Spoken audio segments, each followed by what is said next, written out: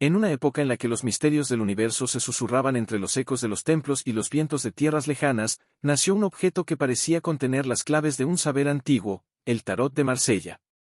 Sus imágenes, al mismo tiempo sencillas y profundas, cargadas de colores vivos y símbolos enigmáticos, se convertirían con el paso de los siglos en un puente entre lo visible y lo invisible, entre el corazón humano y los secretos del cosmos. Las historias sobre su origen son tan diversas como las figuras que adornan sus cartas. Algunos dicen que nació en Egipto, donde los sacerdotes grababan el conocimiento de los dioses en pergaminos ilustrados con símbolos universales. Otros, que su cuna estuvo en Oriente, en las tierras de la antigua Persia o la India, y que viajaron en las caravanas de mercaderes y sabios hasta llegar a Europa. Sin embargo, una cosa es cierta, fue en la ciudad de Marsella, un puerto vibrante donde los mundos antiguo y medieval se encontraban, donde estas cartas misteriosas tomaron su forma definitiva. Marsella, con sus calles empedradas y su olor a salitre, era un crisol de culturas. En sus mercados se podían encontrar especias de Oriente, telas de seda, libros encuadernados en cuero, y, por supuesto, rumores de lugares lejanos. Allí, en un taller discreto, un artesano trabajaba en silencio. Sus manos, curtidas por años de esfuerzo, tallaban figuras en bloques de madera que luego serían impregnados de tinta y estampados en papel.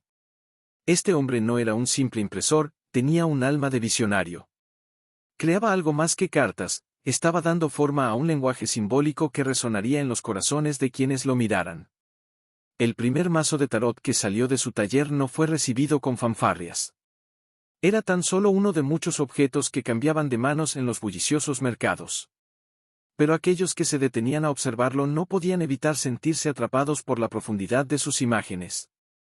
Allí estaba el mago, un joven de pie ante una mesa llena de objetos, una copa, una espada, un bastón, un pentáculo.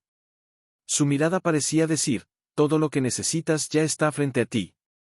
Luego, la sacerdotisa, serena y silenciosa, sentada entre dos columnas, sosteniendo un libro que nadie podía leer. Y, por supuesto, el loco, una figura que desafiaba toda lógica, caminando con un saco al hombro mientras un perro mordisqueaba su ropa. Se dice que un viajero llegó a Marsella una tarde de otoño. Venía de tierras lejanas, con el polvo del camino aún pegado a sus botas y un peso invisible en su corazón. Había escuchado rumores sobre un anciano que leía cartas en el mercado, alguien que podía ver más allá de las apariencias. Intrigado, decidió buscarlo. El mercado estaba lleno de vida. Los gritos de los mercaderes se mezclaban con el sonido de los animales y el murmullo del mar cercano. En una esquina apartada, bajo la sombra de un gran árbol, el viajero encontró al anciano. Era un hombre de mirada penetrante y manos finas, casi esqueléticas. Frente a él, una mesa cubierta con un paño rojo y, sobre ella, un mazo de cartas. Las imágenes pintadas a mano brillaban a la luz del atardecer. El viajero se sentó, movido tanto por la curiosidad como por una necesidad que no podía expresar con palabras. ¿Qué pueden decirme estas cartas?, preguntó, intentando sonar casual. El anciano, sin responder, barajó las cartas con movimientos lentos y precisos. Luego le pidió que eligiera algunas y las colocó sobre la mesa. La primera carta que apareció fue el colgado. Una figura suspendida boca abajo, atada por un pie, pero con una expresión de paz en el rostro. Estás en un momento de pausa, dijo el anciano, un momento que puede parecer una pérdida, pero que en realidad es una oportunidad para mirar el mundo desde otra perspectiva. La segunda carta era la torre, un edificio que era destruido por un rayo. Tu vida está en ruinas, continuó, pero este colapso es necesario. Solo a través de la destrucción puede surgir algo nuevo. Finalmente, el anciano reveló el sol, una carta que irradiaba luz y calidez. Después de la tormenta, llegará la claridad. Encontrarás la verdad que buscas. El viajero no respondió. Algo dentro de él se movía, como si esas cartas hubieran tocado una cuerda olvidada en su alma. Cuando se levantó para marcharse, no llevaba respuestas claras, pero sí una sensación de propósito renovado. Las cartas no le habían mostrado el futuro, le habían mostrado su presente desde una perspectiva que nunca antes había considerado.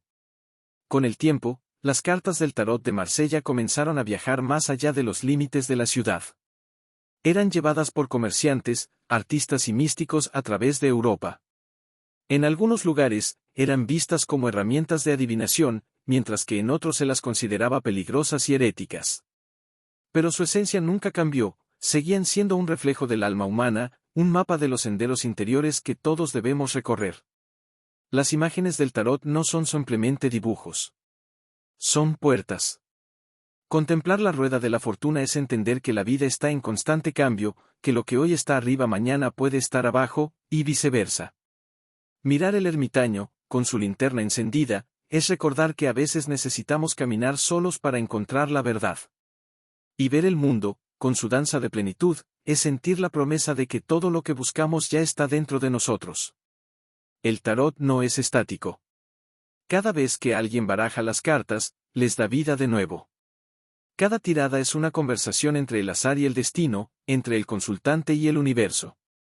En las manos adecuadas, las cartas no solo reflejan lo que está por venir, sino lo que ya está presente en el interior de quien las consulta. Actúan como espejos, mostrando verdades que a menudo preferimos ignorar. A medida que Europa avanzaba hacia la modernidad, el tarot de Marsella sobrevivió. Fue ocultado durante las persecuciones religiosas, redescubierto en el Renacimiento y finalmente celebrado como una obra maestra del simbolismo. Pero su verdadero poder nunca estuvo en su historia ni en su arte, sino en su capacidad de conectar con algo más profundo. Al mirarlo, uno no solo ve imágenes, ve un reflejo de su propia alma.